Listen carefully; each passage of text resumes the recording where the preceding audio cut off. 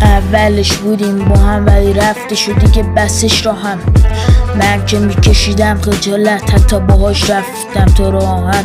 گفتم کجا گفتش چرا، گفتم چرا گفتش چرا، گفتم چیا گفتش غم رنج فقر، گفتم پس من گفتش غم.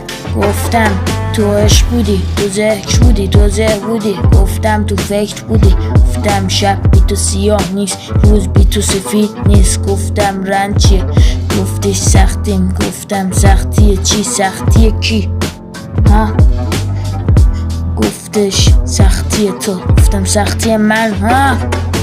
که منو دوست داشتی نمیرفتی داخلاشی، کل ذهنم از هم پاشید، فکرت قلب منو سایید. من گفتم شما توضیح دادید اما دیگه چه توضیحی دارید برا قلب من گفتش میرم اما زود برمیگردم، گفتم دیدم اما زود رفتی از سر. سری که نمخ داشت نپخ، سری که حرف داشت ولی نگفت. گفتم فقرت، گفتش قلب تو بود جا. حالا من برم به کجا، اگه جایی ندارم یعنی فقیر ثابتم. گفتم نوکرم، انگشت فاکتم، از این به بعد دیگه ساکتم. حالا دیگه حتی یه جامعه هم نمیتونه کنه منو هدایتم. گفتم نوکرم، دست راستتم. گفتم ببخشید حل پادلم، اگه تو باشی نمیشه پاره هم قلب من، قلب من.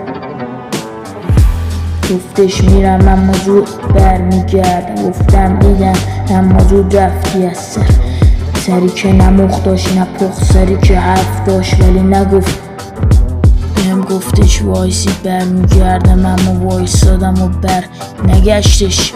داشتیم دادا تو دیگه رفتی و بسی همه رو، تو دیگه رفتی و ولی دیگه مونده عفی و غیر یک ضعفی که جا گذاشتی. تو که رو قلب من پا گذاشتی، هنوزم پیش من قلب تو جا گذاشتی. ولی ننه بابات دادم ما رو پرورش توی آستین.